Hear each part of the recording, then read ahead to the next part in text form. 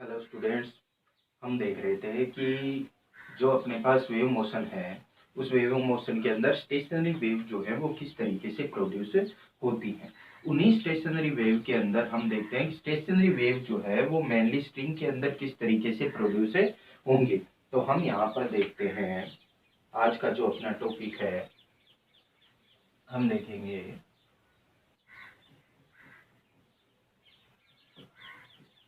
Stationary wave in string.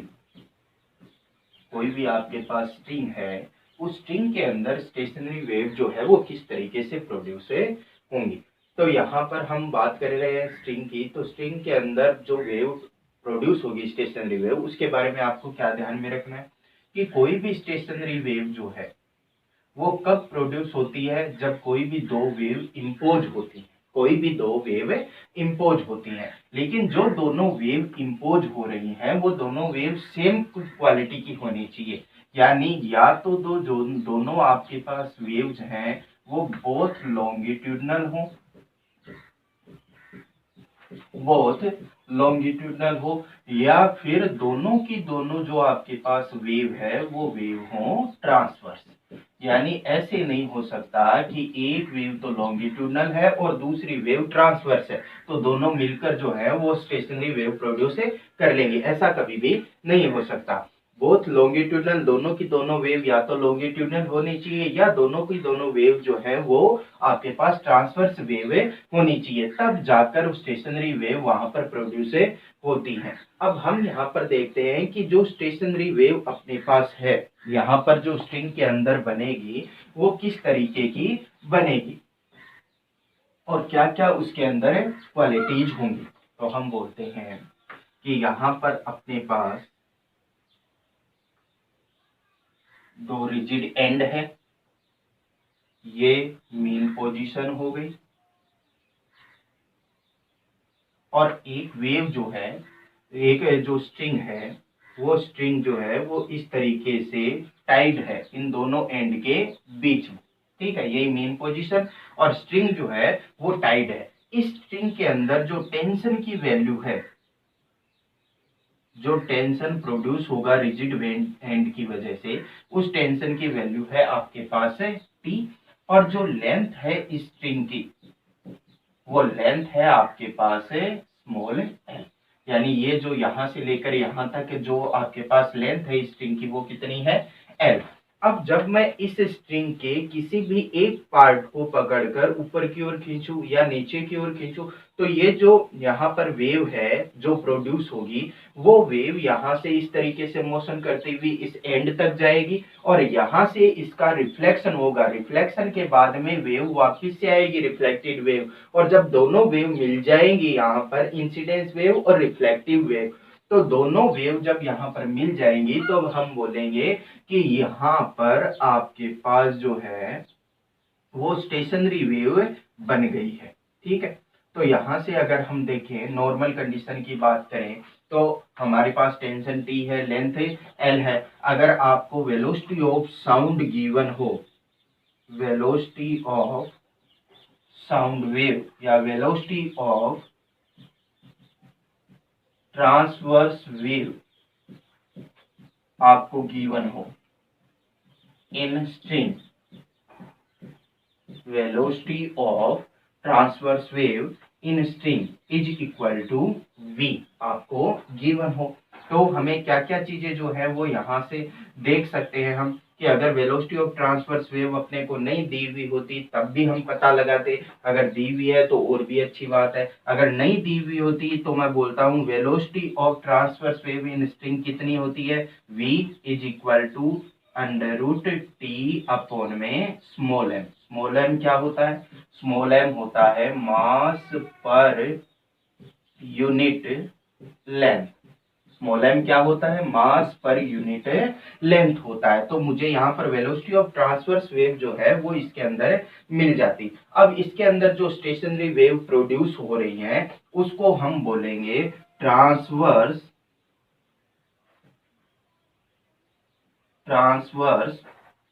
Stationery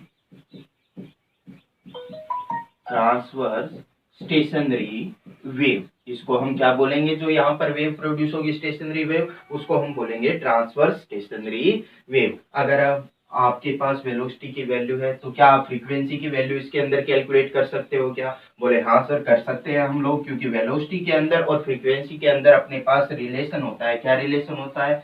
v is equal to होता है N lambda. N जो है वो यहाँ पर फ्रीक्वेंसी है, तो अगर मैं n की वैल्यू यहाँ से कैलकुलेट करना चाहूँ तो n इज इक्वल टू आ जाएगा v बाई लैम्डा। v की वैल्यू अपने पास है रूट टी बाई एम, तो ये क्या बन जाएगा 1 by lambda under root T by M. तो ये जो फ्रीक्वेंसी की वैल्यू है यहाँ से वो आप कैलकुलेट कर सकते हो। कैसे? कि अगर आपके पास वेलोसिटी की वैल्यू है लैम्डा यानी वेवलेंथ है स्ट्रिंग के अंदर जो वेव प्रोड्यूस हो रही है उसका, तो n इज इक्वल टू होता है v बाई लैम्डा यानी 1 by lambda root T by M. अब इसके अंदर जो वेव प्रोड्यूस होगी, मैंने यहाँ पर वेव बनाई नहीं है। क्यों नहीं बनाई है? क्योंकि हम वेव की अलग अलग टाइप लेंगे कि किस किस तरीके से हम वेव जो है वो बना सकते हैं। अब एक जो इसके अंदर सबसे इम्पोर्टेंट चीज है जो आपको ध्यान में रखनी है कि अगर मुझे यहाँ पर इस तरीके की वेव स्टेशनरी वेव प्रोड्यूस करनी है जो एक ही सेगमेंट में मोशन करे।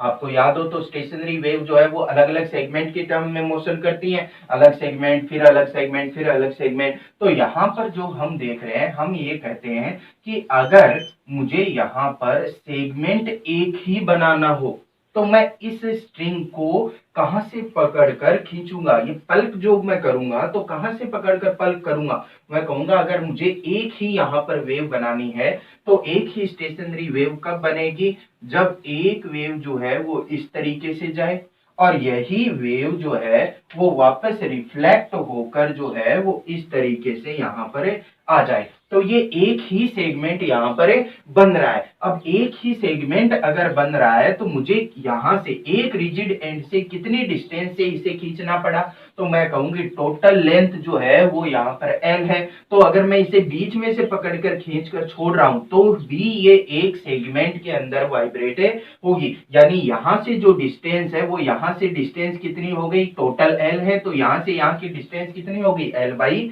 2। तो इसी तरीके से अगर मुझे इसे दो सेगमेंट के अंदर मोशन करवाना है, जो वेव प्रोड्यूस हो रही है उसके दो सेगमेंट होने चाहिए, तो मैं कहूंगा कि इससे जो ये यहाँ पर ये आपके पास स्ट्रिंग है इसको कहां से पकड़कर मुझे खींचना होगा? तो मैं कहूंगा कि अगर मैं बीच में से पकड़कर खींच रहा हूं तो एक ही सेगमेंट है यहाँ पर।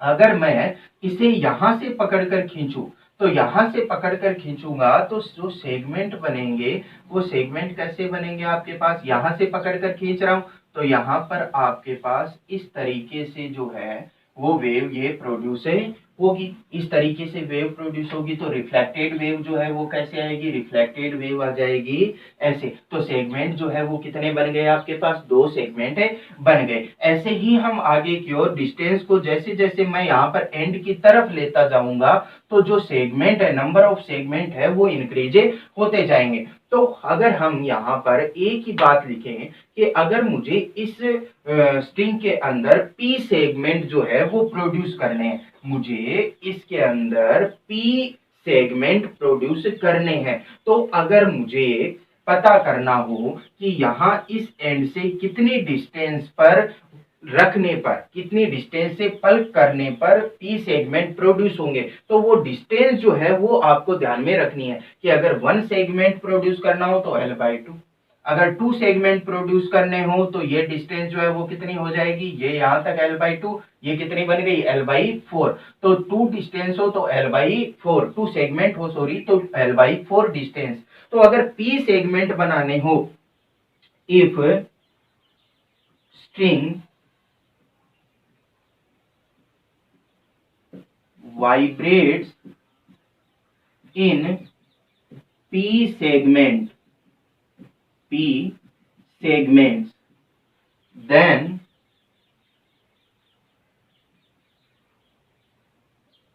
distance of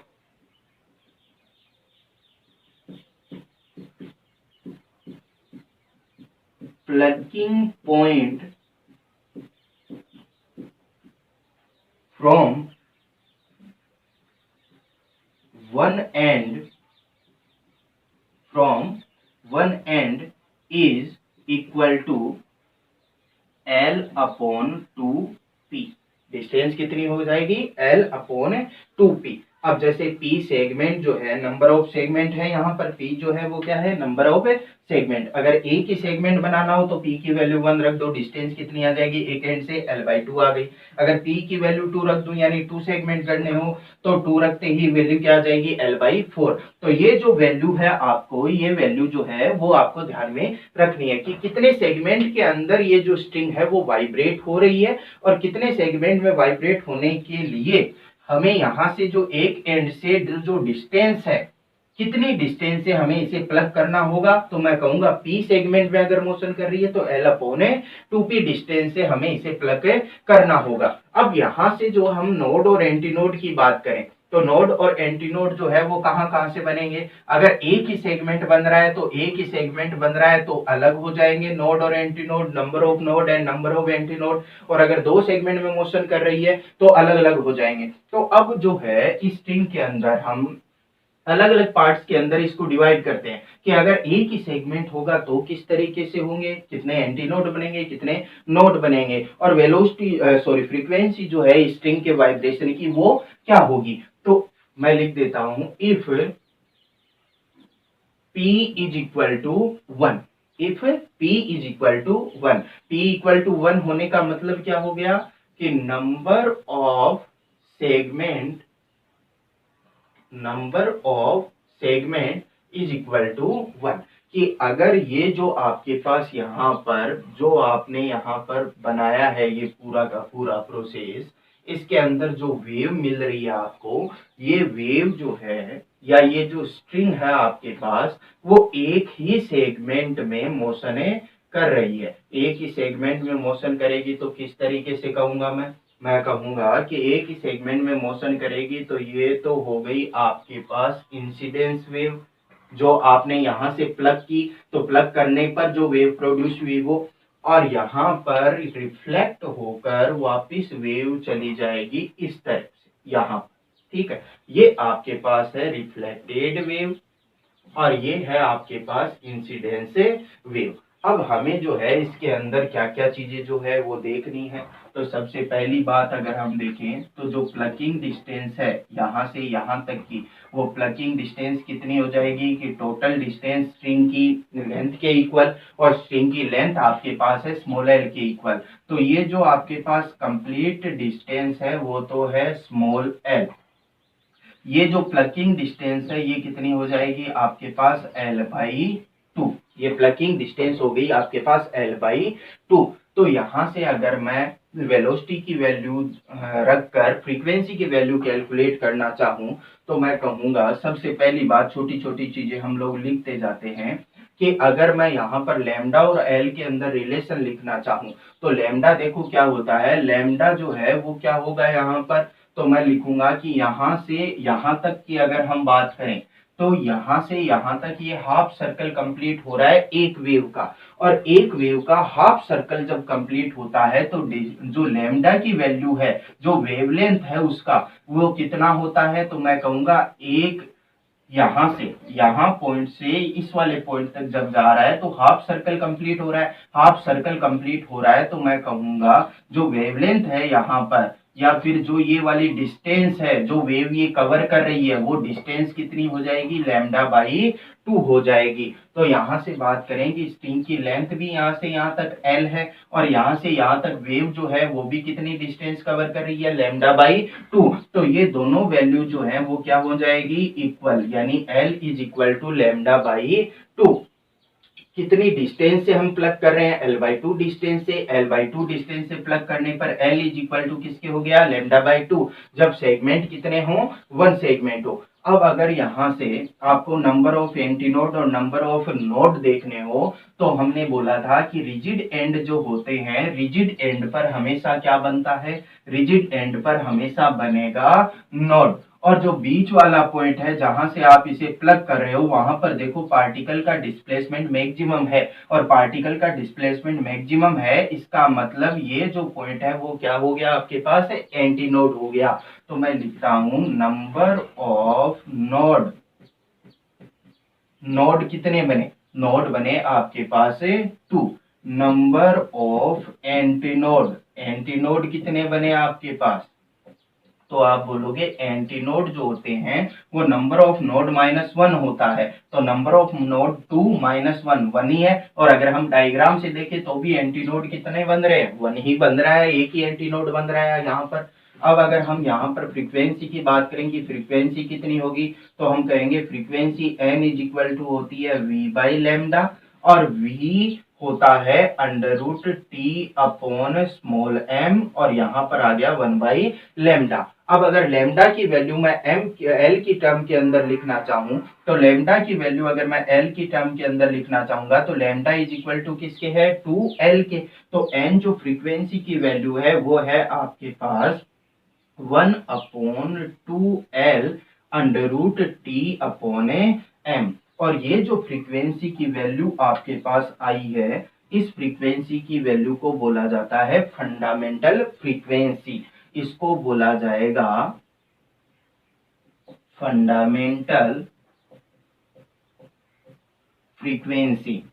क्यों बोला गया? क्योंकि मिनिमम देखो इस स्ट्रिंग के अंदर मिनिमम कितने लूप्स जो है या कितने सेगमेंट बन सकते हैं, तो हम वो कहते हैं कि कोई भी स्ट्रिंग है आपके पास तो मिनिमम उसके अंदर एक ही सेगमेंट बन सकता है। अगर एक से लेस हो गया, जीरो हो गया, जीरो सेगमेंट का मीनिंग कि कोई भी वेव वहां पर प्रोड्यूस नहीं हो रही है। तो मिनिमम सेगमेंट जो प्रोड्यूस हो रहा है वो 1 है, और 1 सेगमेंट से रिलेटेड जो फ्रीक्वेंसी अपने पास आई है उस फ्रीक्वेंसी को हम क्या बोलेंगे? Fundamental frequency. या फिर इसे क्या बोल सकते हैं? या फिर मैं इसे बोल सकता हूं फर्स्ट हार्मोनिक। क्या बोल सकता हूं इसे? फर्स्ट हार्मोनिक भी बोल सकता हूं। तो फंडामेंटल फ्रीक्वेंसी की वैल्यू आपके पास आ गई 1 upon 12 under root T upon m। इसको क्या बोला जाता है? फंडामेंटल फ्रीक्वेंसी, क्योंकि ये सबसे लो वाली कंडीशन है। नंबर ऑफ सेगमेंट कितने बन रहे हैं? 1 बन रहे हैं, और जो फ्रीक्वेंसी की वैल्यू है वो कितनी आ जाएगी? 1 upon 12 under root T upon m। इसको फर्स्ट हार्मोनिक भी बोला जाता है। अब अगर हम आगे देखें, मैं इसे साफ कर रहा हूं, आप नोट डाउन कर लीजिए कोई बचा हुआ हो तो।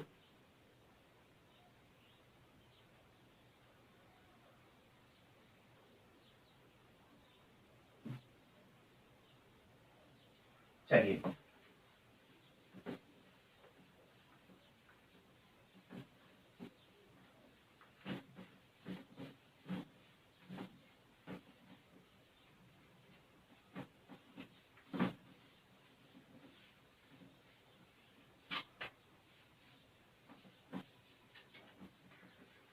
नेक्स्ट अगर हम इसी की बात करें तो इसके अंदर हम ले लें कि second condition, if p is equal to 2।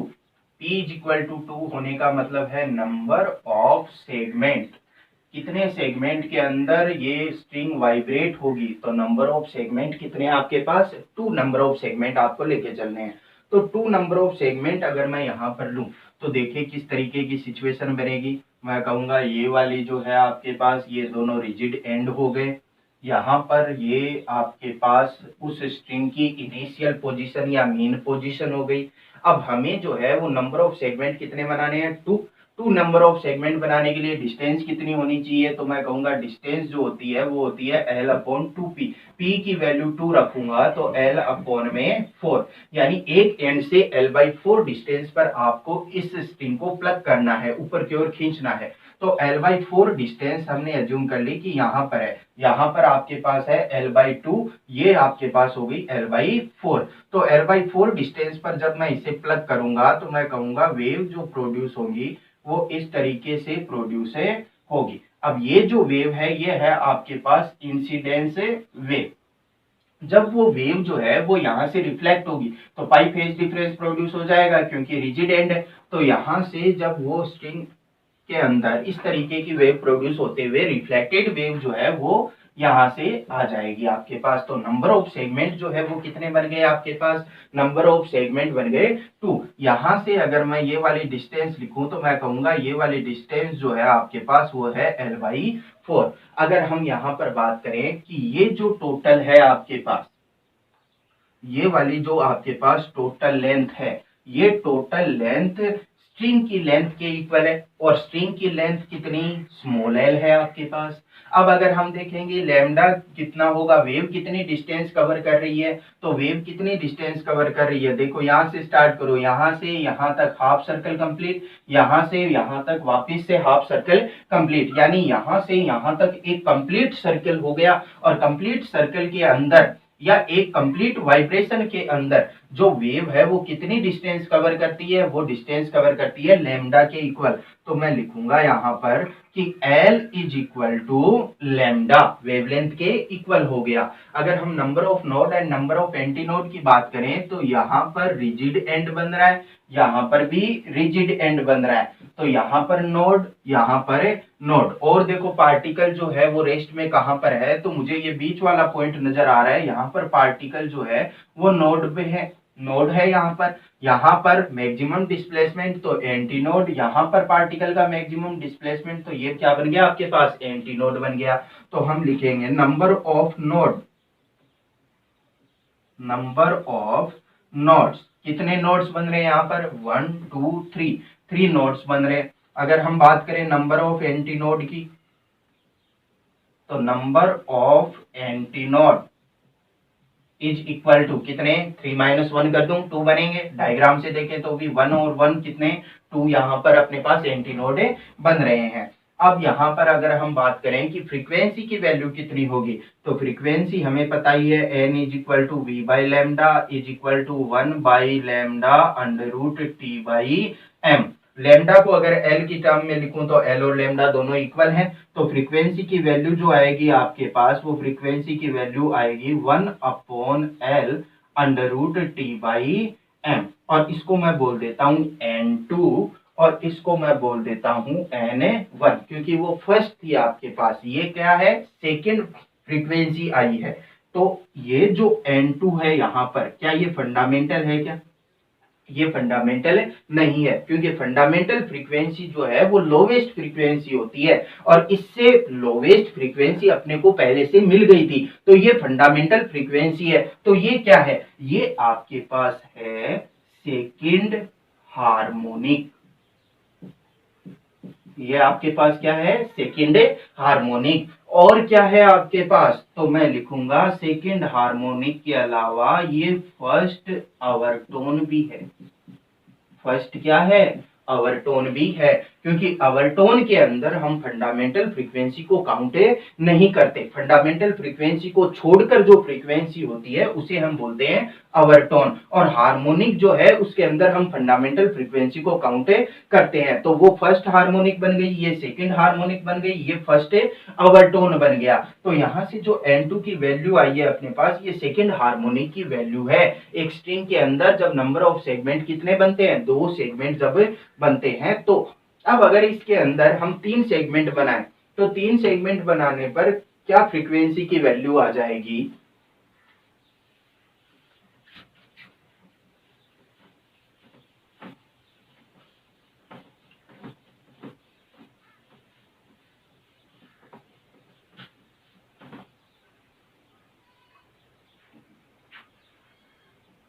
Third हम लेते हैं कि if p is equal to 3, p equal to 3 होने का मतलब number of segment is equal to 3 segment के अंदर ये स्ट्रिंग जो है वो वाइब्रेट हो रही है। करवाओ देखिए कितनी डिस्टेंस से मुझे प्लग करना पड़ेगा, तो डिस्टेंस जो है वो कितनी होती है, डिस्टेंस होती है आपके पास L अपॉन 2p। तो उसके अकॉर्डिंग अगर मैं देखना चाहूं कि कितनी डिस्टेंस से प्लग करना पड़ेगा, तो p की वैल्यू हम रख देंगे 3। तो p की वैल्यू 3 रख देंगे, तो हम देखते हैं इन दोनों का जो सेंटर पॉइंट है वो है यहाँ पर, ठीक है। ये तो हो गई L/2। हमें कितनी डिस्टेंस से प्लग करना है, तो मैं कहूंगा जो डिस्टेंस होती है वो होती है L/2p। p की वैल्यू अगर मैं 3 रख दूंगा तो डिस्टेंस कितनी आ जाएगी, L/6 डिस्टेंस आ जाएगी। तो हम जो है हम इसे 2 पार्ट्स में डिवाइड करें, तो ये L/2 हो गई, ये L/2 हो गई आपके पास। अगर इक्वली 3 पार्ट्स के अंदर इसे डिवाइड करें, तो इक्वली 3 पार्ट्स के अंदर मैं डिवाइड करूंगा, तो मैं कहूंगा 1 2, ये 3 पार्ट्स के अंदर डिवाइड हो गया। अब 3 पार्ट्स के अंदर डिवाइड होने के बाद में आपको बोल रहा है कि l/6 डिस्टेंस, तो l/6 डिस्टेंस l/3 की जस्ट हाफ हो गई यहाँ पर, तो ये जो डिस्टेंस है यहाँ पर ये आपके पास हो जाएगी l/6। l/6 डिस्टेंस से इसे प्लग करना पड़ेगा। अगर l/6 डिस्टेंस से इसे प्लग करें तो देखो किस तरीके से वेव प्रोड्यूस होगी। ये आपके पास हाफ सर्किल हो गया, फिर हाफ सर्किल हो गया और उसके बाद में हाफ सर्किल हो गया, ये आपके पास बन गई। जो वेव रिफ्लेक्ट होगी वो कैसे आएगी, तो रिफ्लेक्ट होने वाली वेव जो है वो यहाँ पर आ गई, उसके बाद में यहाँ पर आ गई, उसके बाद में रिफ्लेक्ट होकर इधर आ गई। तो यहाँ पर नंबर ऑफ सेगमेंट कितने बन गए, 3 नंबर ऑफ सेगमेंट बन गए जब हम इसे प्लग करेंगे l/6 डिस्टेंस से। अगर हम यहाँ पर एल और लेमडा के अंदर रिलेशन देखना चाहें तो देखो वेव जो है वो कितनी डिस्टेंस कवर कर रही है, तो वेव जो है वो कितनी डिस्टेंस कवर कर रही है, ये हाफ सर्किल, ये वाला फिर हाफ सर्किल, ये वाला फिर हाफ सर्किल, तो यहाँ से यहाँ तक तो एक कंप्लीट सर्किल हो गया। कंप्लीट सर्किल में वेव कितनी डिस्टेंस कवर करती है, लैम्डा, और उसके बाद में हाफ सर्किल, और हाफ सर्किल में कितनी डिस्टेंस और कवर करेगी, λ/2। तो टोटल डिस्टेंस कितनी हो गई आपके पास, टोटल डिस्टेंस हो गई आपके पास 3λ/2 जो ये वेव कवर कर रही है वो। और इन दोनों के बीच की जो स्ट्रिंग की लेंथ है वो कितनी है, वो स्ट्रिंग की लेंथ है आपके पास है l। तो ये डिस्टेंस तो इक्वल ही होनी चाहिए, तो इक्वल ही होनी चाहिए, तो हम कहेंगे कि l इज इक्वल टू कितना आ गया, 3λ/2। अब अगर हम नोड्स देखें कि कितने नोड्स बन रहे हैं, कितने एंटी नोड बन रहे हैं, तो नंबर ऑफ नोड्स जो हैं वो इसके अंदर कितने बन जाएंगे देखते हैं। पहले तो यहाँ पर ये रिजिड पॉइंट है आपके पास, नोड बन रहा है यहाँ पर, उसके बाद में ये वाला लास्ट वाला रिजिड पॉइंट है, यहाँ पर भी क्या बन रहा है, नोड बन रहा है। यहाँ पर बात करेंगे तो यहाँ पर जो मीडियम का पार्टिकल है वो रेस्ट के अंदर है, तो नोड, यहाँ पर भी मीडियम का पार्टिकल रेस्ट पर है, तो यहाँ पर भी क्या बन गया, नोड बन गया। तो देखो नंबर ऑफ नोड कितने बने, नंबर ऑफ नोड हुए आपके पास है 4। एंटी नोड देखते हैं, मैक्सिमम डिस्प्लेसमेंट वाले पॉइंट, तो यहाँ पर देखेंगे तो पार्टिकल का डिस्प्लेसमेंट मैक्सिमम है, यानी ये एम्पलीट्यूड, ये एंटी नोड है। यहाँ पर भी पार्टिकल का डिस्प्लेसमेंट मैक्सिमम है, तो ये एंटी नोड है, और यहाँ पर भी पार्टिकल का डिस्प्लेसमेंट मैक्सिमम है, तो ये भी क्या बन गया आपके पास, एंटी नोड बन गया। तो नंबर ऑफ एंटी नोड कितने बने आपके पास, नंबर ऑफ एंटी नोड कितने बने आपके पास, तो मैं कहूंगा डायरेक्ट हम देख सकते हैं कि नंबर ऑफ नोड्स -1 कर दे, या डायग्राम से हम देख सकते हैं। तो नंबर ऑफ एंटी नोड कितने आ गए अपने पास, 3 नंबर ऑफ एंटी नोड आ गए। अब अगर हम फ्रीक्वेंसी की वैल्यू देखें तो n is equal to v/λ, v is equal to √t/m और 1/λ। लैम्डा की वैल्यू l की टर्म के अंदर लिखें तो लैम्डा इज इक्वल टू किसके, 2l/3। तो वहां पर अगर हम लेमडा की वैल्यू लिखें तो मैं लिखूंगा, अब जो फ्रीक्वेंसी आएगी वो थर्ड वाली आएगी, क्योंकि फर्स्ट वाली फंडामेंटल फ्रीक्वेंसी आ गई, सेकेंड वाला यहाँ पर हार्मोनिक आ गया आपके पास, थर्ड वाली फ्रीक्वेंसी आएगी n3 is equal to 1/λ। Lambda की वैल्यू कितनी, लैम्डा की वैल्यू है 2l/3, तो मैं लिखूंगा 2l/3, तो 3/2l √t/m। ये आपके पास बन गई थर्ड फ्रीक्वेंसी की वैल्यू। इसको बोला क्या जाएगा, ये देखो क्या होगा, ये हो गई आपके पास थर्ड हार्मोनिक, या फिर क्या बोल सकता हूं, सेकेंड ओवरटोन, थर्ड हार्मोनिक या सेकेंड ओवरटोन। तो देखो अपने पास जो फ्रीक्वेंसी की वैल्यू आ गई उसको हमने बोल दिया थर्ड हार्मोनिक या सेकेंड ओवरटोन। अब यहाँ से अपने को जो है वो रिलेशन देखना है कि P की वैल्यू जैसे जैसे इंक्रीज हो रही है, P की वैल्यू को मैं जैसे जैसे इंक्रीज कर रहा हूँ, जो फ्रीक्वेंसी की वैल्यू है वो भी उसके साथ साथ इंक्रीज होती जा रही है। फर्स्ट की अगर हम बात करें तो N1 की जो वैल्यू आई थी अपने पास, N1 की वैल्यू क्या आई थी अपने पास, N1 की वैल्यू आई थी 1/2l/t/m। सेकेंड की वैल्यू क्या आई, 1/l/t/m। थर्ड की वैल्यू क्या आई, 3/2l/t/m, यानी ये इंक्रीज होती जा रही है। तो आप सबसे लोवेस्ट फ्रीक्वेंसी को बोलते हो फंडामेंटल फ्रीक्वेंसी। ऐसे ही अगर आगे की ओर चलता जाए तो हम एक कॉमन केस बना लेते हैं कि नंबर ऑफ सेगमेंट अगर p है तो पी नंबर ऑफ सेगमेंट के अंदर जो फ्रीक्वेंसी की वैल्यू है वो कितनी हो जाएगी। तो अगर पी नंबर ऑफ सेगमेंट हो आपके पास तो फ्रीक्वेंसी की वैल्यू जो है वो कितनी हो जाएगी।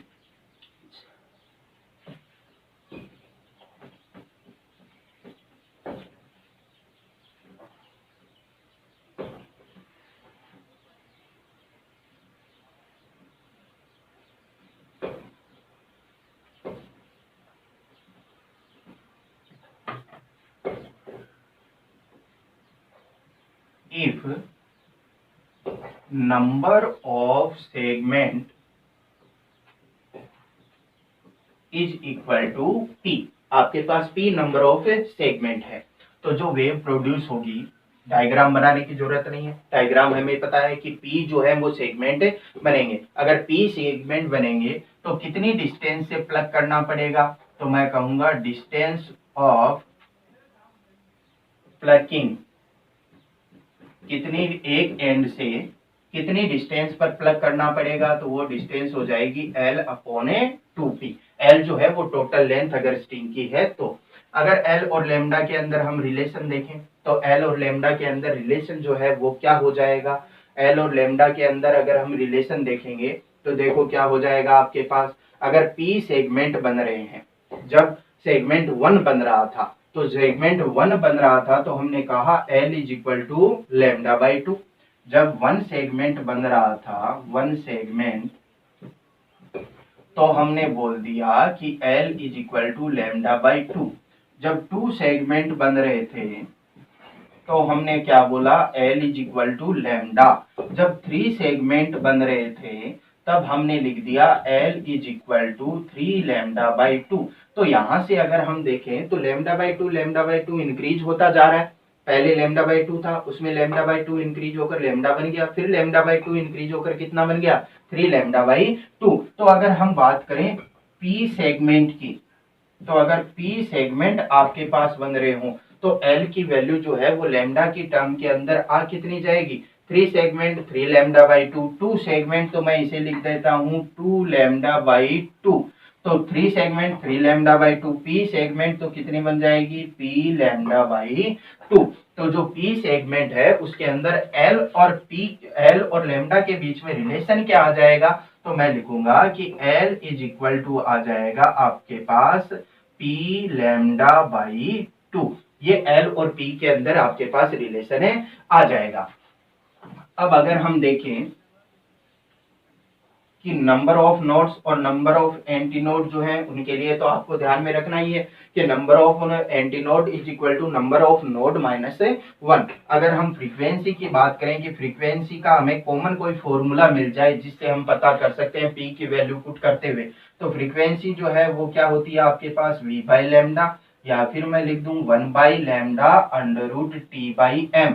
यहाँ पर लेमडा की वैल्यू रख दो L की टर्म के अंदर, तो लेमडा की वैल्यू अगर मैं L की टर्म के अंदर रखूं तो लेमडा इज इक्वल टू क्या आएगा, 2L अपॉन T। तो यहाँ पर मैं अगर फ्रीक्वेंसी की वैल्यू निकालना चाहूं तो NP, P सेगमेंट के लिए फ्रीक्वेंसी की वैल्यू क्या आ जाएगी, 1 बाई लेमडा, लेमडा की वैल्यू कितनी रखेंगे, 2L अपॉन P।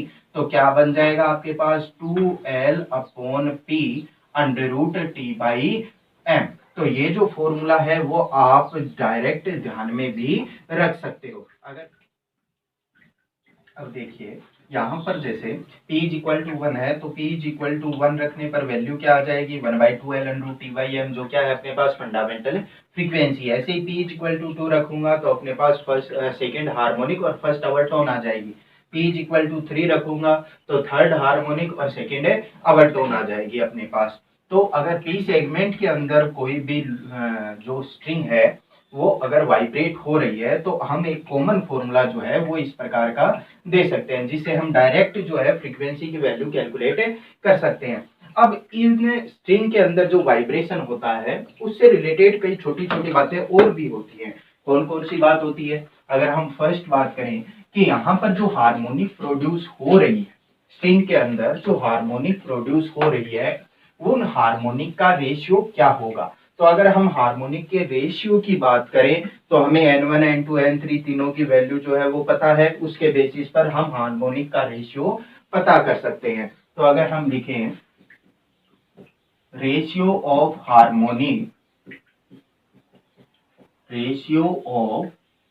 हार्मोनिक, तो क्या होगा रेशियो, मैं लिखूंगा N1 की वैल्यू जो थी वो क्या थी आपके पास, N1 की वैल्यू थी 1/2L under T by M.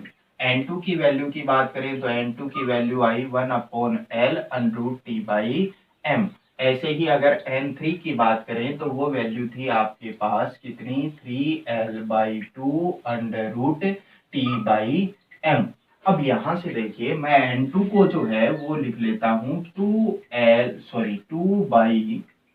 2L, कोई फर्क नहीं पड़ेगा, वही बात है यहाँ पर, लेकिन अपना आंसर जरूर आ जाएगा। कैसे, अगर मैं रेशियो की बात करूं हार्मोनिक की, first harmonic, second harmonic, third harmonic, तो रेशियो क्या बन जाएगा, देखो सब में क्या कॉमन है, 1/2L under T upon M, 1/2L under T upon M, 1/2L, sorry यहाँ पर क्या बनेगा 1/2L under T upon M, ये तीनों के अंदर ही कॉमन है, तो कॉमन को कैंसिल आउट करने के बाद में क्या बचेगा अपने पास, 1:2:3। तो जो हार्मोनिक है आपके पास, उन हार्मोनिक का रेशियो क्या आता है, 1:2:3। यानी इसके अंदर मैं क्या बोल सकता हूं कि odd and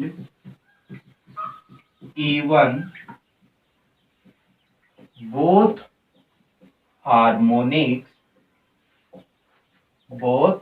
harmonics are present। String के अंदर जब वाइब्रेशन होता है तो स्ट्रिंग के अंदर वाइब्रेशन के अंदर जो ओड और इवन दोनों टाइप की, 1 भी आ रही है, 2 भी आ रही है, 3 भी आ रही है, ओड और इवन दोनों टाइप की हार्मोनिक जो है वो प्रेजेंट रहती है। अब इसका क्या असर होगा, तो किसी भी म्यूजिकल इंस्ट्रूमेंट के अंदर हार्मोनिक्स जो है वो जितने ज्यादा होंगे वो जो साउंड है वो उतनी ही अच्छी क्वालिटी का होगा। तो हार्मोनिक जो है वो किसी भी साउंड की क्वालिटी को भी बताता है। हार्मोनिक्स जितने ज्यादा, अब किसी के अंदर केवल ओड ही प्रेजेंट है, इवन नहीं है, और किसी के अंदर ओड और इवन दोनों ही प्रेजेंट है, तो जिसके अंदर ओड और इवन दोनों प्रेजेंट है वो उस साउंड की क्वालिटी केवल ओड हार्मोनिक वाले साउंड की क्वालिटी से ज्यादा होगी। अब अगर हम बात करें रेशियो ऑफ आवर टोन, क्या होगा इसके अंदर, तो आवर टोन जो है वो कहां से स्टार्ट हो रहा है, आवर टोन स्टार्ट होता है आपके पास सेकंड हार्मोनिक से, क्योंकि सेकंड हार्मोनिक को हम क्या बोलते हैं, फर्स्ट आवर टोन बोलते हैं। तो सेकंड हार्मोनिक यानी N2 इज इक्वल टू, यही था आपके पास फर्स्ट आवर टोन कितना, 2/2L under T by M. तो अगला क्या, N3 इज इक्वल टू क्या, 3/2L under T by M. अब देखो रेशियो क्या बन जाएगा, N2 N3 N4। अगर मैं रेशियो की बात करूं, फर्स्ट आवर टोन है, सेकंड हार्मोनिक है, फर्स्ट आवर टोन, तो आपको अगर आवर टोन का रेशियो देखना है तो आवर टोन का रेशियो क्या होगा आपके पास, ये first overtone, second overtone, third overtone, ratio क्या बन जाएगा, यहाँ से देखो 1/2L तो सब में कॉमन आएगा, रेशियो क्या बनेगा, 2:3:4 रेशियो ऐसे ही आगे की ओर जाता जाएगा। तो जो आवर टोन है, आवर टोन का रेशियो जो है वो बनेगा 2:3:4। आवर टोन के अंदर हम फंडामेंटल फ्रीक्वेंसी को काउंट नहीं कर रहे हैं, तो इसके अंदर ये जो दो चीजें हैं वो आपको ध्यान में रखनी है। और भी कई सारी चीजें होती है, जैसे आपको एक मैं फॉर्मूला लिखा दूं, उससे पता चल जाएगा कि नोड्स कहाँ पर प्रेजेंट है या एंटी नोड कहाँ पर प्रेजेंट है, लेकिन वो जो पार्ट है वो बहुत ही कंफ्यूजिंग पार्ट है, ठीक है। उसके बजाय अगर हम डायग्राम से देख ले, नंबर ऑफ लूप से देख ले, नंबर ऑफ सेगमेंट से देख ले कि एंटी नोड कहाँ पर बन रहा है, नोड कहाँ पर बन रहा है, तो वो ज्यादा इजी होता है। चलिए छापिए इसे।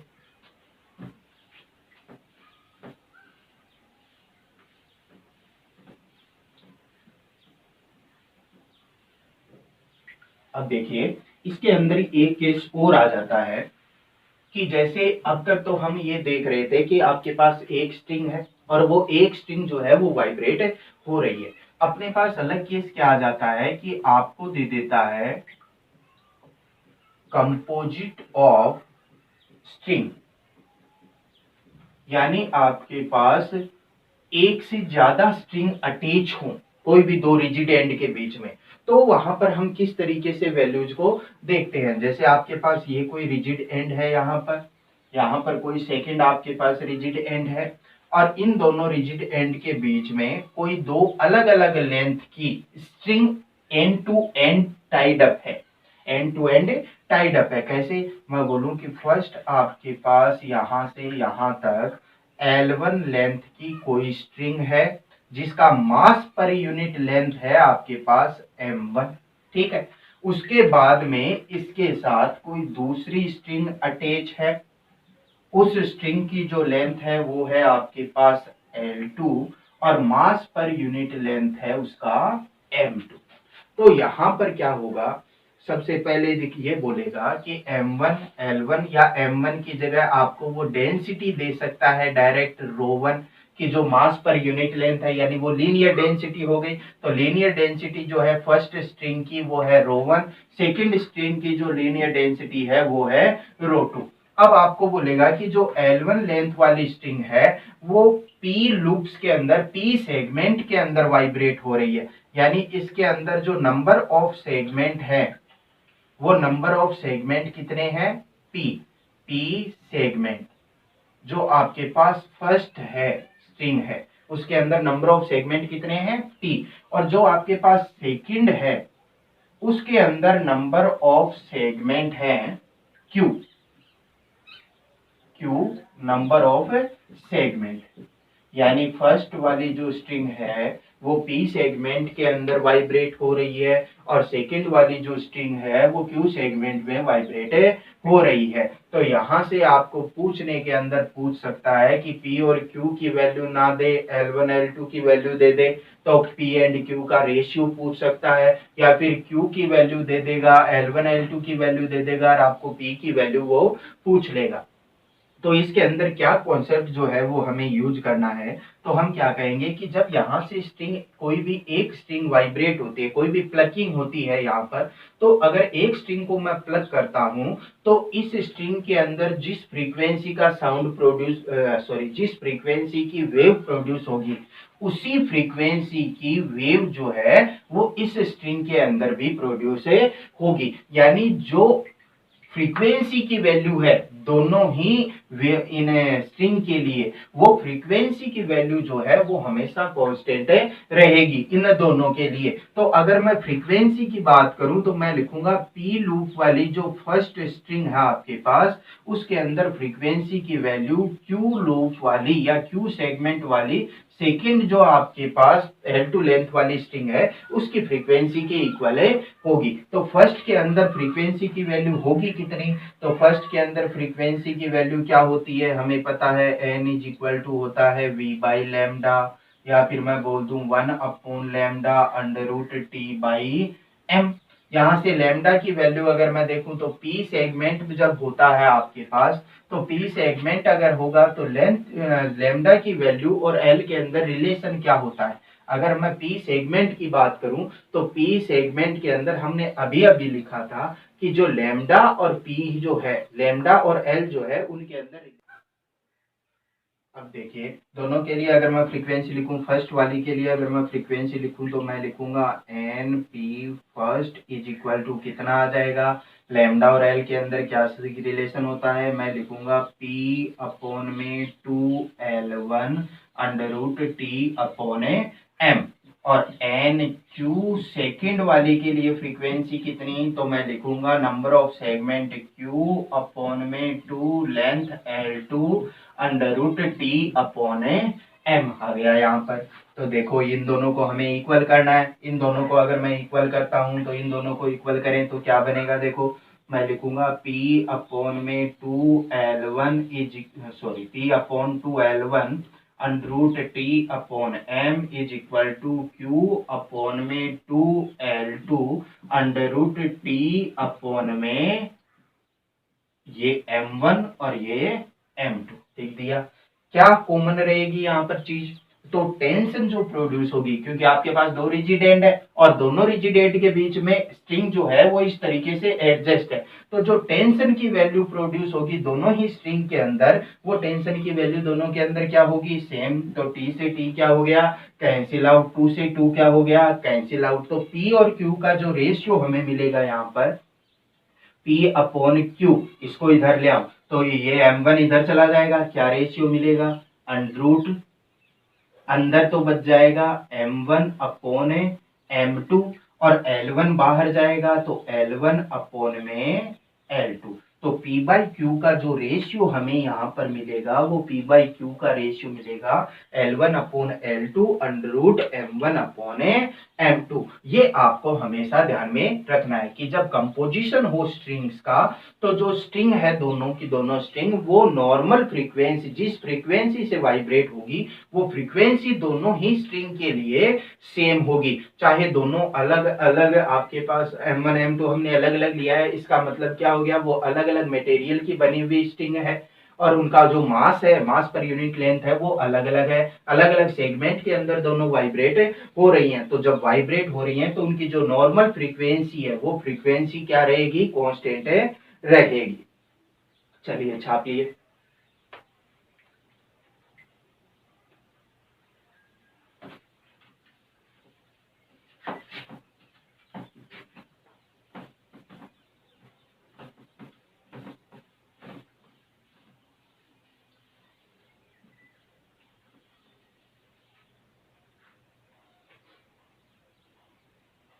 चलिए आगे चलते हैं। नेक्स्ट जो अपने पास है, इसी के अंदर स्ट्रिंग का ही पार्ट जो है वो है कि जो ट्रांसवर्स स्टेशनरी वेव प्रोड्यूस होती हैं उनको किसी एपरेटस से शो किया जाता है। प्रेजेंटेशन जो है उनका वो एक एपरेटस से दिया जाता है। तो वो प्रेजेंटेशन जो है वो कौन से एक्सपेरिमेंट से और कौन से एपरेटस से दिया जाता है, उसको हम लोग बोलते हैं मेल्डे एक्सपेरिमेंट। यानी मेल्डे एक कोई साइंटिस्ट था और उसने ट्रांसवर्स स्टेशनरी वेव जो है इनका प्रेजेंटेशन देने के लिए एक एक्सपेरिमेंट किया था और उसको बोला जाता है मेल्डे एक्सपेरिमेंट। मेल्डे एक्सपेरिमेंट।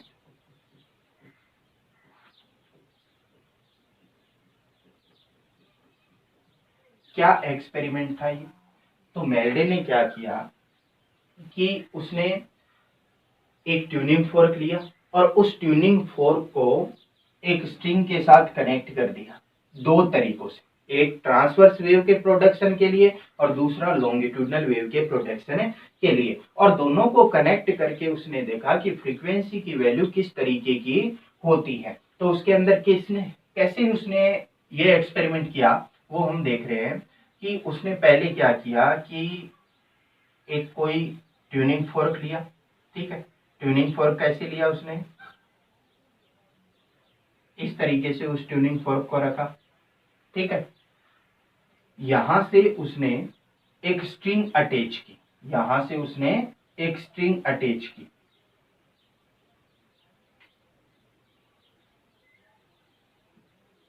ठीक है, इस स्ट्रिंग को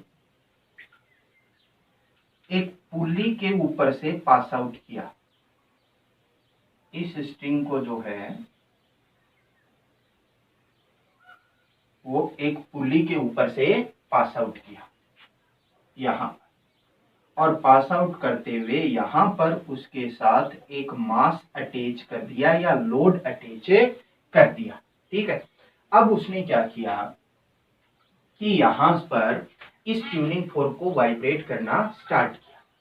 तो ट्यूनिंग फोर्क जब वाइब्रेट होगा तो उसके साथ साथ ये स्ट्रिंग भी वाइब्रेट होती है, और स्ट्रिंग वाइब्रेट होती है तो एक कंडीशन ऐसी आती है जिसे हम बोलते हैं रेजोनेंस। उस कंडीशन के अंदर ट्यूनिंग फोर्क की फ्रीक्वेंसी और इसकी फ्रीक्वेंसी इक्वल हो जाती है। तो अगर अननोन फ्रीक्वेंसी है ट्यूनिंग फोर्क की तो वो पता चल जाती है हमें यहाँ पर। अब अगर हम बात करें कि उसी ने, मैंने जैसे कहा था कि ट्रांसवर्स वेव के प्रोडक्शन के लिए और लॉन्गिट्यूडनल वेव के प्रोडक्शन के लिए उसने मेल्डे एक्सपेरिमेंट किया था ट्रांसवर्स स्टेशनरी वेव को शो करने के लिए।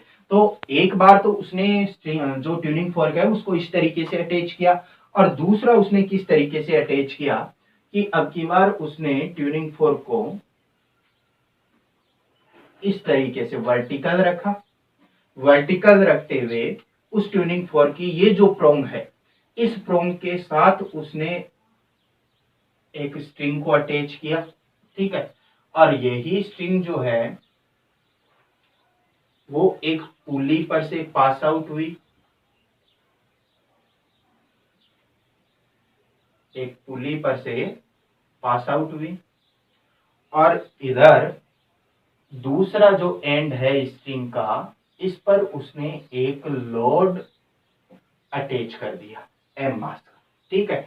तो अब जो ये प्रोंग है वो जब वाइब्रेट होगी तो उसके वाइब्रेट होने के साथ साथ स्ट्रिंग भी वाइब्रेट होगी, और स्ट्रिंग के अंदर जो है वो लॉन्गिट्यूडनल स्टेशनरी वेव प्रोड्यूस होंगे। तो यहाँ पर अगर अननोन फ्रीक्वेंसी और ट्यूनिंग फोर्क की, तो वो हम पता लगा सकते हैं कैसे, हम स्ट्रिंग की फ्रीक्वेंसी पता लगा लें और उससे किसका पता लगा लेंगे, ट्यूनिंग फोर्क की फ्रीक्वेंसी का, क्योंकि रेजोनेंस की कंडीशन है यहाँ पर। तो इसके अंदर देखो, इनको दो पार्ट्स के अंदर उसने कैसे डिवाइड किया कि ट्यूनिंग फोर्क जो है वो किस तरीके से वाइब्रेट होता है। ट्यूनिंग फोर्क की ये जो दोनों प्रोंग्स है, वो दोनों प्रोंग्स जो हैं वो इस तरीके से वाइब्रेट होती हैं, इस तरीके से, ठीक है। तो यानी ये अपवर्ड और डाउनवर्ड, मैं इसके रेस्पेक्ट में बात कर रहा हूं, अपवर्ड और डाउनवर्ड जो है वो वाइब्रेट होती हैं। अपवर्ड और डाउनवर्ड वाइब्रेट होंगी तो इसके अंदर जो वेव प्रोड्यूस होंगी वो वेव होगी ट्रांसवर्स वेव, ठीक है। तो मैं बोलूंगा कि यहां से यहां पर रिजिड एंड हो गया, तो रिजिड होने के एंड होने की वजह से ये जो वेव है वो वापस रिफ्लेक्ट होकर आएगी, वापस रिफ्लेक्ट होकर आएगी। तो यहां पर जो ये वेव प्रोड्यूस हो रही है इसे हम बोलते हैं ट्रांसवर्स स्टेशनरी वेव, और ये जो कंडीशन है इसको बोलते हैं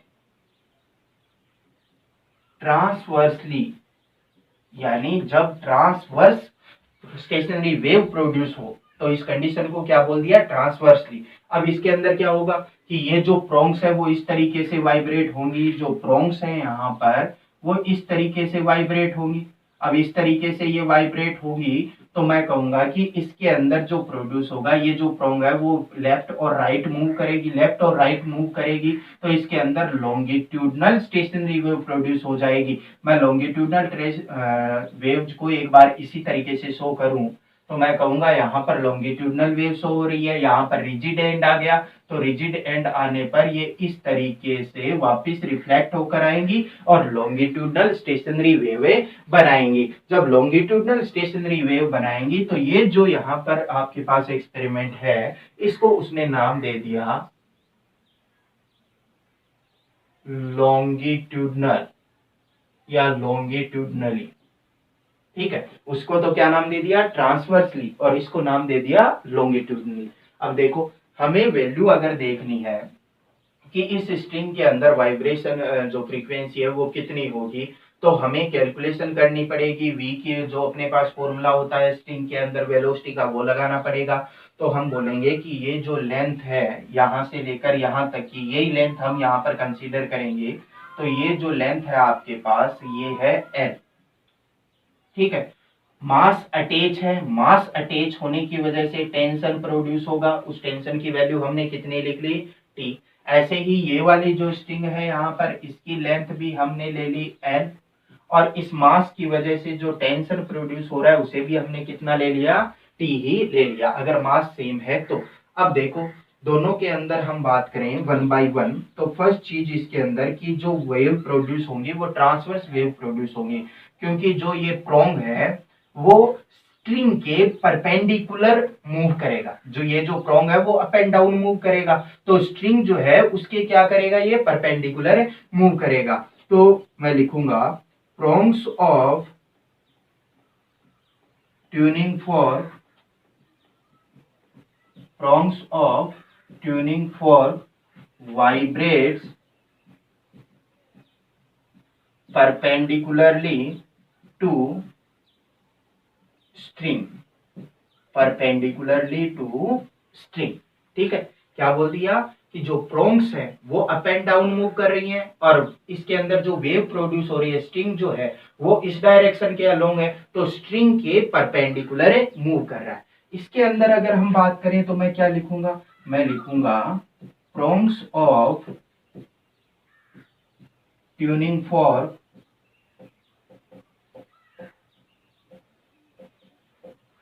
vibrates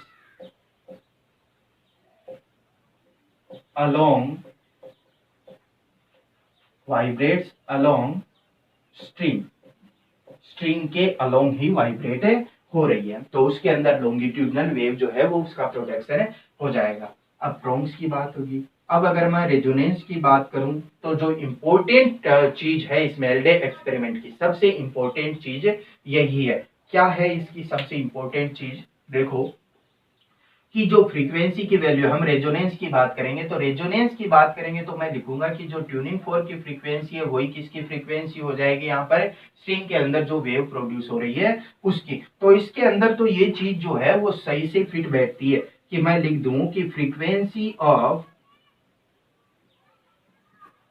ट्यूनिंग फॉर्क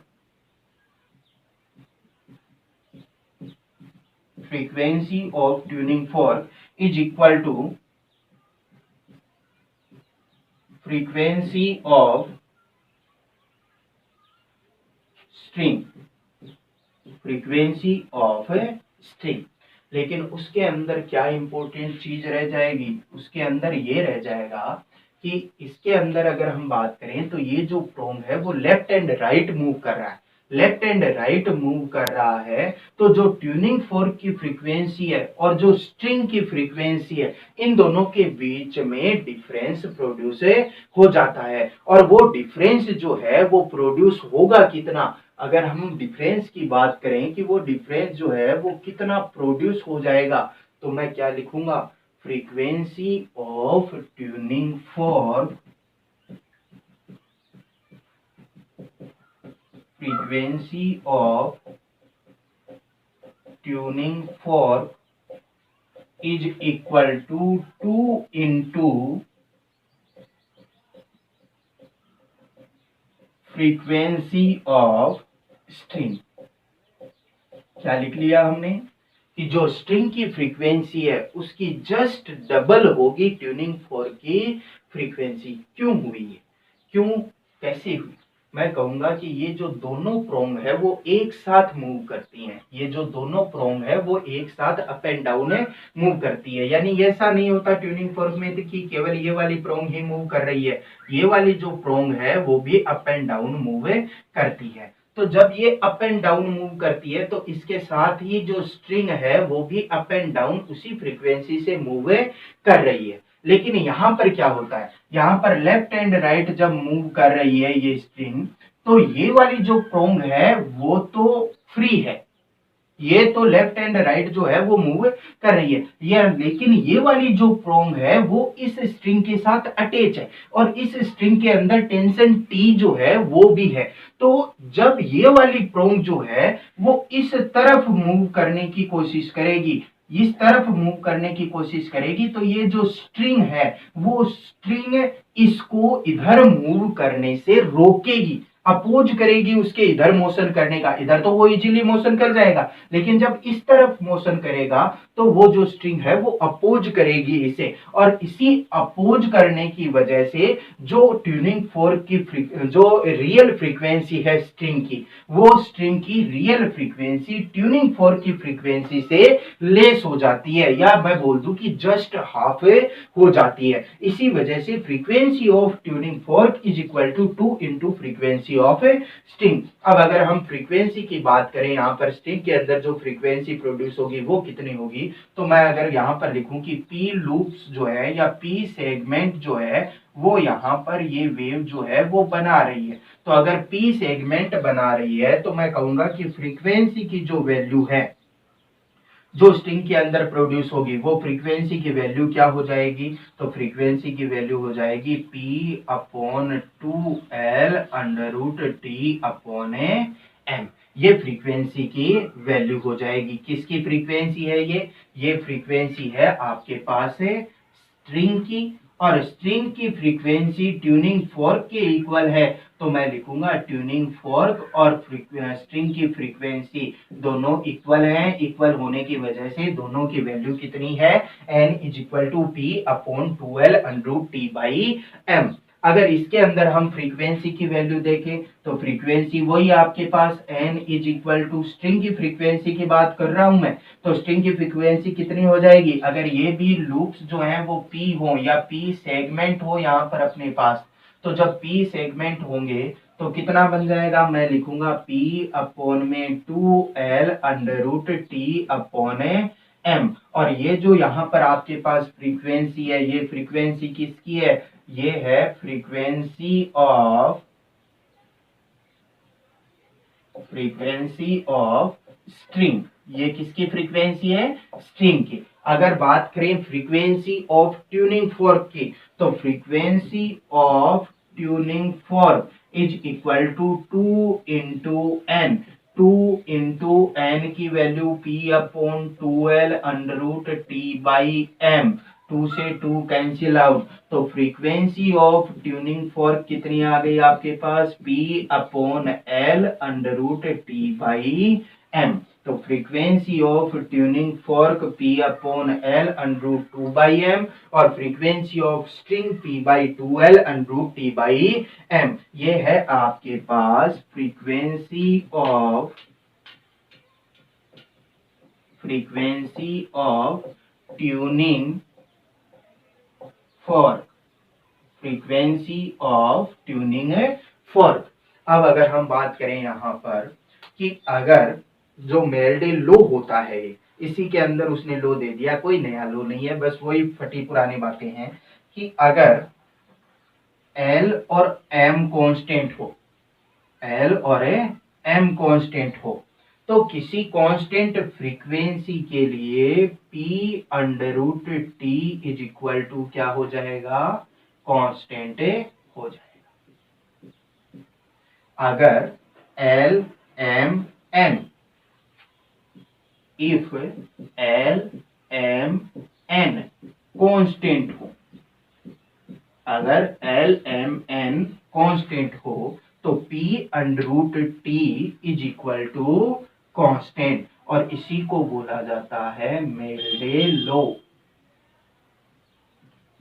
इसी को क्या बोला जाता है, मेल्डे लो, कि P under root T is equal to constant कब, जब N L और M तीनों कांस्टेंट हो। तो वहां पर भी यही देख सकते हैं, अगर N L M कांस्टेंट है तो P under root T is equal to constant हो जाएगा। तो मेल्डे एक्सपेरिमेंट क्या था, मेल्डे एक्सपेरिमेंट के अंदर जो स्टेशनरी वेव स्ट्रिंग के अंदर प्रोड्यूस होती है, उन पर उनका एक्सपेरिमेंटल प्रीव्यू था। ये एक्सपेरिमेंट कर कर वहां पर देखा गया कि जो स्ट्रिंग के अंदर वेव प्रोड्यूस हो रही है, उस वेव के बेसिस पर क्या अननोन फ्रीक्वेंसी के ट्यूनिंग फोर्क की फ्रीक्वेंसी फाइंड की जा सकती है या नहीं की जा सकती। तो हमने देख लिया कि वेव जो प्रोड्यूस होगी वो दो तरीके से ट्यूनिंग फोर्क को एडजस्ट करके, एक में तो ट्रांसवर्सली स्टेशनरी वेव या ट्रांसवर्स स्टेशनरी वेव को, और दूसरे के अंदर लॉन्गिट्यूडनल स्टेशनरी वेव को हम प्रोड्यूस कर सकते हैं। जब ट्रांसवर्स स्टेशनरी वेव प्रोड्यूस होती हैं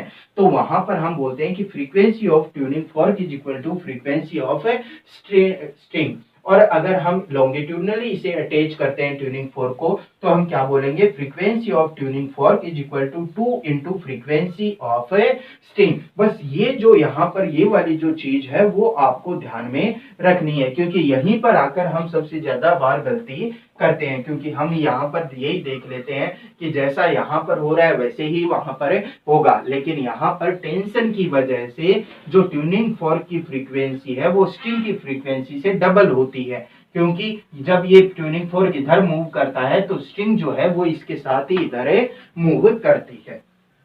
चलिए छापिए इसे।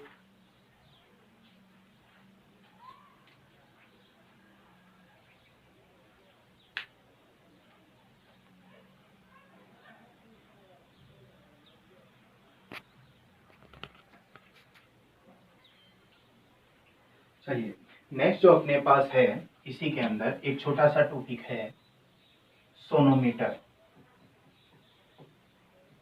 बहुत नाम सुना होगा क्वेश्चन के अंदर।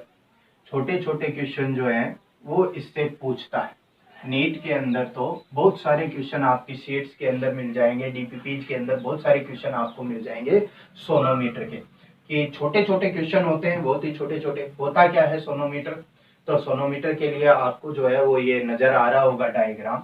इस डायग्राम के अंदर क्या है कि देखो, ऊपर की ओर एक वायर है आपके पास, उस वायर के नीचे एक रेक्टेंगुलर वुडन बॉक्स है।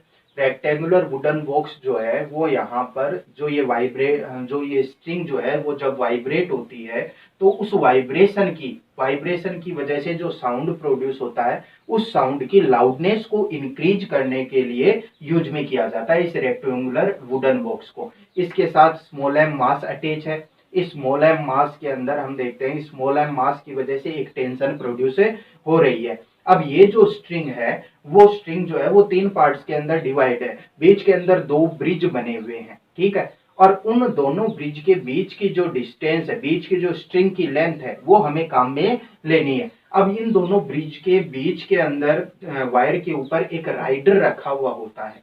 राइडर का यूज क्या होता है कि जब स्ट्रिंग वाइब्रेट होती है, अब वाइब्रेट होगी तो वो जो राइडर है वो उछलकर ऊपर से गिर जाएगा। कब गिरेगा, जब पूरा स्ट्रिंग जो है वो किसी और सोर्स के, साउंड सोर्स के साथ रेजोनेंस में आ जाएगी, तब जाकर वो राइडर वहां से उछलकर नीचे गिर जाएगा। तो इसके अंदर हम देखते हैं कि अगर हम बात करें कि इसका यूज किस में किया जाता है, तो it is an apparatus to produce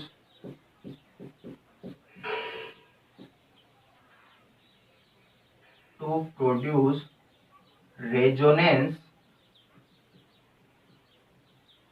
of string with an tuning fork,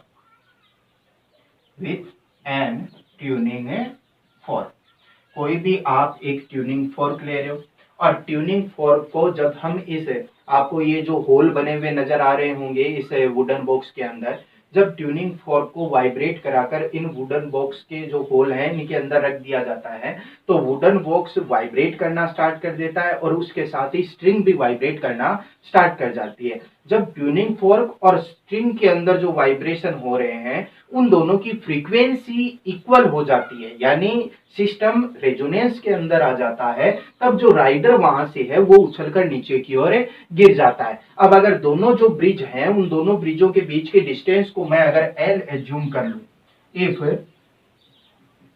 distance, या मैं लिख दूं if length of wire between bridge is L, अगर जो वायर है उसकी दोनों ब्रिजों के बीच की जो लेंथ है वो स्मॉल एल हो, और उस स्मॉल एल के अंदर अगर पी सेगमेंट के अंदर साउंड कोई भी वेव जो है, स्टेशनरी वेव जो है वो प्रोपेगेट हो रही है इन पी सेगमेंट्स, तो मैं कहूंगा कि उसकी जो फ्रीक्वेंसी है वो फ्रीक्वेंसी कितनी हो जाएगी, तो n इज इक्वल टू कितना हो जाएगा, P upon 2L under root T by m। ये बन गया आपके पास फ्रीक्वेंसी का फॉर्मूला, कि वो जो लेंथ L है, जो सोनोमीटर वायर के ऊपर जो ब्रिज बने हुए हैं उन दोनों ब्रिजों के बीच की जो डिस्टेंस है वो स्मॉल L हो, और P उसके अंदर अगर लूप बन रहे हो, पी लूप अगर या पी सेगमेंट अगर उसके अंदर बन रहे हो, तो फ्रीक्वेंसी प्रोड्यूस होगी उस वायर के अंदर वो कितनी होगी, P upon 2L under root T upon M. यही एक्सपेरिमेंट होता है यहाँ पर सोनोमीटर वायर के अंदर। इसका यूज किया जाता है रेजोनेंस को प्रोड्यूस करने के लिए, किस किस के बीच में, स्ट्रिंग और ट्यूनिंग फोर्क के बीच में, या ट्यूनिंग फोर्क की जगह पर कोई और सोर्स भी यहाँ पर लिया जा सकता है। अब इसके बेसिस पर यहाँ पर कुछ सोनोमीटर वायर के लो की बात करता है, law of length, law of mass, law of tension. तो वो जो लो हैं वो कौन कौन से होते हैं, तो अगर हम इसे और आगे कन्वर्ट करना चाहें थोड़ा फॉर्मूले को, तो मैं ये जो m है इसे कन्वर्ट करना चाहूंगा। स्मॉल m जो है वो है मास पर यूनिट लेंथ, मास पर यूनिट लेंथ। अगर सोनोमीटर वायर जो आपके पास है, जो उसके बॉक्स के ऊपर अटैच है, उस सोनोमीटर वायर की रेडियस और डेंसिटी आपको गिवन हो, if radius and density of sonometer wire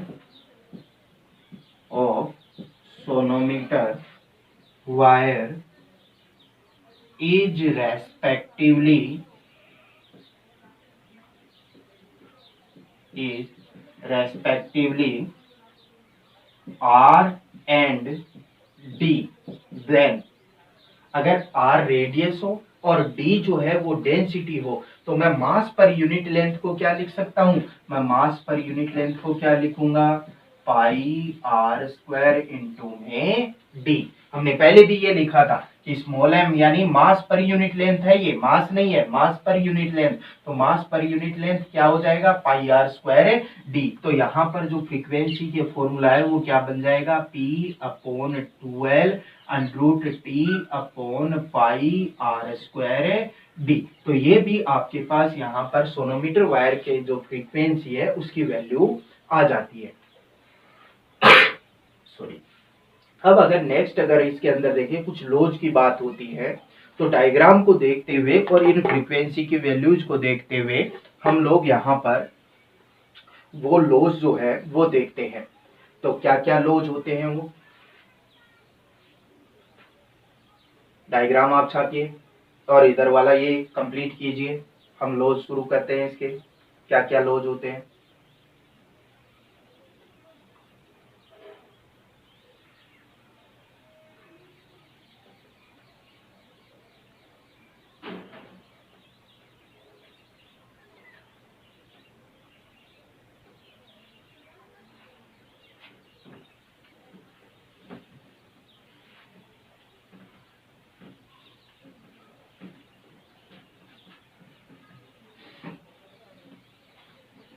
हम फ्रीक्वेंसी की वैल्यू पहले लिख लेते हैं ताकि उसके बेसिस के ऊपर हम लॉज जो है उन्हें डिफाइन कर सके। तो फ्रीक्वेंसी की वैल्यू मैं लिख लेता हूं कि एन की वैल्यू जो है वो अपने पास है पी अपॉन, अगर नंबर ऑफ सेगमेंट जो है वो हम ले लेते हैं p is equal to 1। Number of segment जो है वो कितने हैं, 1 है, दोनों ब्रिज के बीच में। तो जो फ्रीक्वेंसी की वैल्यू है वो कितनी आ जाएगी, 1 upon 12 under root T by M, या फिर 1 upon 12 under root T by pi R square D. ठीक है। अब लॉज जो है वो बहुत ही सिंपल से, उन्हें लॉज बोलने के अंदर भी शर्म आती है कि ऐसे कोई लॉज होते भी हैं क्या। फर्स्ट अगर जो है फर्स्ट वो है इसे बोला जाता है law of length. Law of length क्या मीनिंग हो गया लॉ ऑफ लेंथ का, कि आप इसके अंदर केवल लेंथ छोड़ो बाकी सारी चीजें कांस्टेंट कर दो, केवल लेंथ छोड़ो बाकी सारी चीजें कांस्टेंट कर दो। तो मैं कहूंगा कि if T and M are constant, अगर ये दोनों कांस्टेंट हैं, तो जब ये दोनों कांस्टेंट होंगे टी और एम, तो मैं कहूंगा एन डायरेक्टली प्रोपोर्शनल हो गया, सॉरी इनडायरेक्टली प्रोपोर्शनल हो गया एल के, और इसे ही बोला जाता है लॉ ऑफ लेंथ। अगर सेकंड हम बात करें तो सेकंड को बोला जाता है law of tension. Law of tension ये क्या होगा, टेंशन को छोड़कर बाकी सबको कांस्टेंट कर देते हैं। मैं लिखूंगा if L and M are constant, अगर फॉर्मूले के अंदर एल और एम को कांस्टेंट कर दें, एल और एम को कांस्टेंट कर दें, तो जो फ्रीक्वेंसी है वो फ्रीक्वेंसी अंडररूट टी के डायरेक्टली प्रोपोर्शनल हो जाएगी। इसे बोला जाता है लॉ ऑफ टेंशन। अगर हम थर्ड लॉ की बात करें तो थर्ड लॉ है आपके पास law of mass. Law of mass या मास पर यूनिट लेंथ। तो क्या हो जाएगा, मैं लिखूंगा कि if T and L R constant, अगर ये दोनों जो हैं वो कांस्टेंट हों, तो दोनों अगर कांस्टेंट है, कौन कौन है, टी एंड एल, तो जो फ्रीक्वेंसी है वो इनडायरेक्टली प्रोपोर्शनल हो जाएगी 1/√m के। इसे बोला जाता है लॉ ऑफ मास।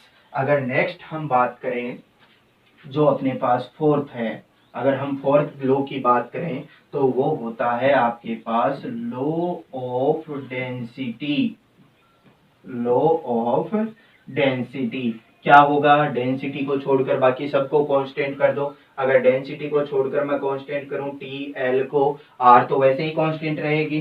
तो if T and L R constant, अगर टी और एल कांस्टेंट है तो मैं लिखूंगा कि जो फ्रीक्वेंसी है वो इनडायरेक्टली प्रोपोर्शनल हो जाएगी √d के। इसे बोला जाता है लॉ ऑफ डेंसिटी। तो ये जो चार लॉ हैं अपने पास, वो चार लॉ होते हैं इस सोनोमीटर वायर के अंदर। लॉ कुछ भी नहीं है, आपको केवल ये ध्यान में रखना है कि फ्रीक्वेंसी क्या होती है, सोनोमीटर का यूज कैसे किया जाता है, सोनोमीटर का यूज किस वजह से किया जाता है। ये एक एपरेटस है जो ये शो करता है कि रेजोनेंस किस प्रकार से होता है। बाकी अगर आपको बोल दे law of tension sonometer wire के लिए, तो लॉ ऑफ टेंशन का मीनिंग है कि टेंशन के अलावा बाकी सारी चीजें जो है वो कांस्टेंट है कर दो। लॉ ऑफ मास का मीनिंग है कि मास पर यूनिट लेंथ को छोड़कर बाकी की सारी चीजें जो है वो आप कांस्टेंट कर दो।